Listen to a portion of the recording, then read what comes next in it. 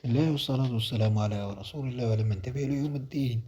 في بيان صحفي لشركة سوناتراك على الصفحة الرسمية لها، تعلن سوناتراك عن انطلاق عملية إرسال الاستدعاءات الخاصة بمترشح مسابقة التوظيف التي بدأت يوم أمس السبت عبر البريد الإلكتروني المترشحين. سيجري الامتحان الكتابي لهذه المسألة دفعات حسب التخصص في فترة ممتدة بين 29 إلى 4 جانفي، وذلك في 10 مراكز امتحان موزعة عبر 10 ولايات: أضرار، أغواط، البويرة، تمرس، الجزائر، سكيكتا، سيدي بلعباس، قسنطينة، ورقدة، وهران.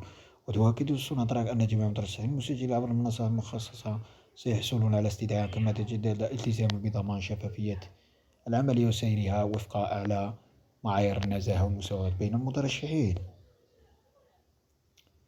كما يظهر في اللوغو الخاص بالمسابقة، ستكون بين 29 إلى غاية 4 جانفي.